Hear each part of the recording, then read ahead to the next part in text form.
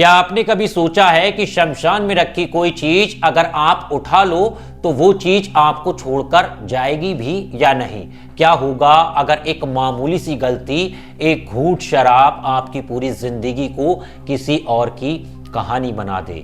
उत्तर प्रदेश के मुरादाबाद में रहने वाले दो नाबालिग दोस्त जो सिर्फ शांति और अकेलापन ढूंढ रहे थे, उन्हें क्या पता था कि जिस जगह उन्हें सुकून मिलता है वहीं से उनकी जिंदगी का सबसे खौफनाक अध्याय शुरू हो जाएगा। ये कहानी है एक ऐसे लड़के की जो रात में खुद नहीं रहता था, उसके अंदर कोई और आता था, जिसकी आवाज़ बदल जाती थी, जिसकी आंखों में कोई और दिखता था और जिसके शरीर में एक ऐसी आत्मा थी जो बदला नहीं, न्याय मांग रही थी। आज की कहानी कोई कल्पना नहीं है दोस्तों, ये एक सच्ची घटना है जो मुझे उसी के दोस्त ने बताई है जिसने सब कुछ अपनी आंखों से देखा था। हेलो दोस्तों, मैं हूं आपके साथ ऋषभ चौहान और आप सुन रहे हैं ऋषभ का रेडियो।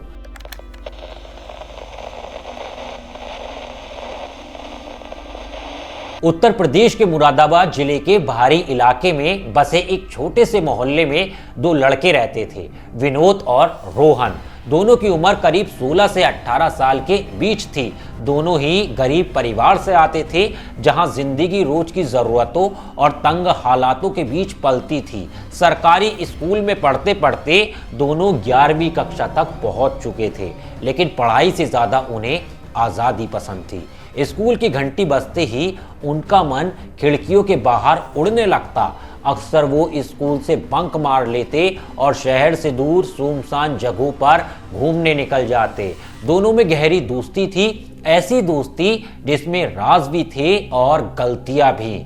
इसी भटकते हुए दौर में उन्हें सिगरेट पीने की लत लग गई। उन्हें भीड़ से दूर शांति में सिगरेट पीना अच्छा लगता था, जहां कोई टोके नहीं, कोई देखे नहीं। धीरे धीरे ये शांति उन्हें उन जगहों की ओर खींचने लगी जहां आम इंसान जाने से भी डरता है। मुरादाबाद के बाहर एक पुराना शमशान घाट था, पेड़ों से घिरा हुआ, आधा टूटा हुआ और हमेशा एक अजीब सी ठंडक से भरा हुआ।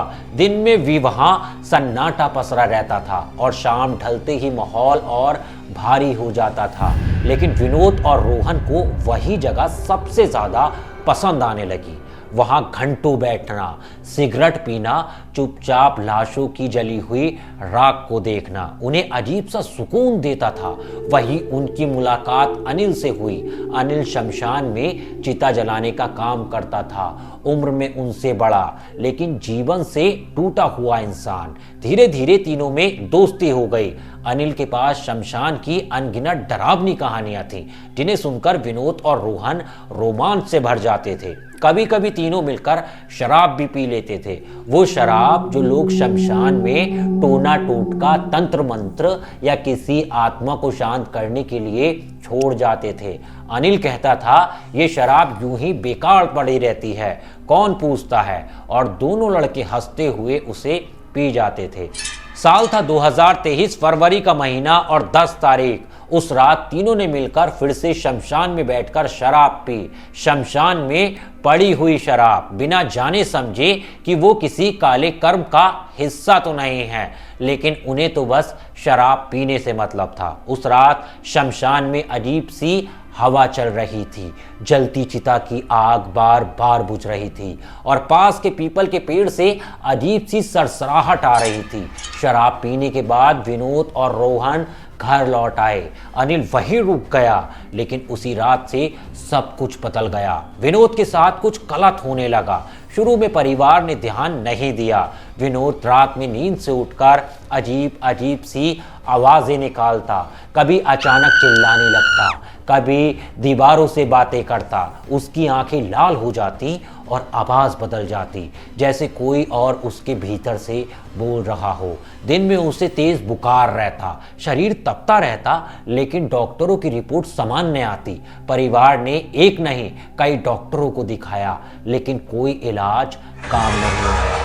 दिन बीतते गए और विनोद की हालात और बिगड़ती चली गई। वो कई कई घंटे बिना पलक झपकाए एक ही दिशा में देखता रहता, कभी हंसता, कभी रोता और कभी जमीन पर लौट लौट कर चीखने लगता। उसके मुंह से ऐसे शब्द निकलते जो उसने कभी सीखे ही नहीं थे, कोई दूसरी भाषा होती। परिवार डर गया, मोहल्ले में बातें फैलने लगी। तभी एक दिन रोहन के पिता रमेश ने रोहन से पूछा, रोहन, क्या तुम्हें नहीं लगता कि ये किसी बुरी आत्मा का साया हो सकता है? ये सुनते ही रोहन के जहन में वो रात घूम गई। शमशान, शराब और अजीब सा माहौल। उसका दिल बैठ गया। उसे लगा शायद गलती उनसे हो गई थी। रोहन तुरंत विनोद के घर आ गया और पहली बार सब कुछ विनोद के परिवार वालों को सच सच बता दिया कि वो स्कूल से बंक मारकर कहाँ जाते थे, क्या करते थे और कौन सी शराब पीते थे। इसके बाद विनोद के परिवार ने तांत्रिकों के चक्कर काटने शुरू किए। एक तांत्रिक बोला, ये हवा का साया है। दूसरे ने कहा, किसी जिन ने पकड़ की है। किसी ने नींबू मिर्च करवाई, किसी ने झाड़ फूक। लेकिन विनोद की हालात में कोई सुधार नहीं आया, बल्कि एक रात तो उसने अपनी माँ का गला पकड़ लिया और ऐसी आवाज में बोला, हमें मत रोको वरना सब मरेंगे। पूरा घर कांप उठा। आखिर ये बात अनिल को पता चली। रोहन ने उसे सब कुछ बता दिया। अनिल वही लड़का जो उनको कब्रिस्तान में मिला था, जो कब्रिस्तान में उनका दोस्त बना था और जो उन्हें शराब पिलाता था। अनिल तुरंत विनोद के घर आ गया। उसे अपने साथ अपने गुरुजी के पास ले गया, एक ऐसे साधक के पास जिनके बारे में कहा जाता था कि वो असली और नकली का फर्क जानते हैं। गुरुजी ने विनोद को देखते ही कहा, इस लड़के में शैतानी आत्मा नहीं, एक पीड़ित आत्मा है। उन्होंने ध्यान लगाया, मंत्र पढ़े और कुछ देर बाद विनोद जोर जोर से चिल्लाने लगा। उसकी आवाज बदल गई। अब वो किसी और की तरह बोल रहा था। गुरुजी ने पूछा, कौन हो तुम? जवाब आया, मेरा नाम कविता है। सब सन्न रह गए। आत्मा ने बताया कि वो एक शादीशुदा महिला थी जिसे उसके ससुराल वालों ने दहेज के लिए मार दिया था। उसके शव को चुपचाप जला दिया गया था और उसकी आत्मा को शांत करने के लिए एक तांत्रिक से शराब के ऊपर टोना टोटका कराया गया था। वही शराब शमशान में छोड़ी गई थी। आत्मा उस शराब के जरिए मुक्त होना चाहती थी, लेकिन गलती से वो विनोद के शरीर में चली गई। कविता की आत्मा रोते हुए बोली, मैं बदला नहीं चाहती, मुझे बस न्याय चाहिए। गुरुजी ने कई घंटों तक साधना की, आत्मा को बांधा और उसे मुक्ति का रास्ता दिखाया। जब सब खत्म हुआ, विनोद बेहोश हो गया। अगले दिन उसकी आंख खुली तो वो बिल्कुल सामान्य था। बुखार उतर चुका था, आंखों में डर नहीं था। धीरे धीरे वो ठीक हो गया। आज भी रोहन कहता है कि ये कहानी मैंने खुद देखी है, खुद अनुभव किया है और उन दिनों को मैंने खुद जिया है।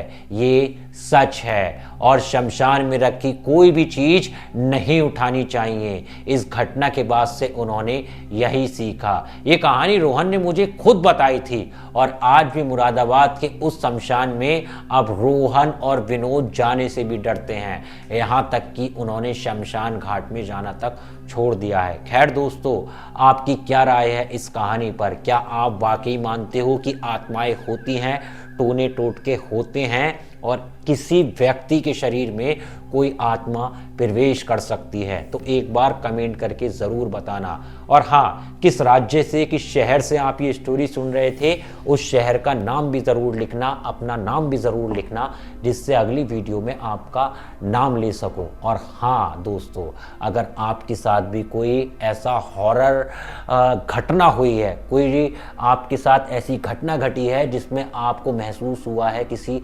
आत्मा को या फिर किसी छलावे को या फिर किसी डर को, तो यहाँ पर ईमेल आईडी आपको दिख गई होगी। इस पर अपनी कहानी ज़रूर मुझे बताना। हो सकेगा तो अगली वीडियो में आपकी कहानी पर लेकर आऊँगा। अगर आपको मेरी ये कहानी पसंद आ रही हो तो प्लीज़ सपोर्ट करना दोस्तों, वीडियो को ज़्यादा से ज़्यादा शेयर करना, क्योंकि इसी तरह की इंटरेस्टिंग हॉरर कहानियाँ इस चैनल पर मैं आपके लिए लाता रहूँगा। मिलता हूँ आपसे किसी और वीडियो में, तब तक के लिए धन्यवाद। जय हिंद।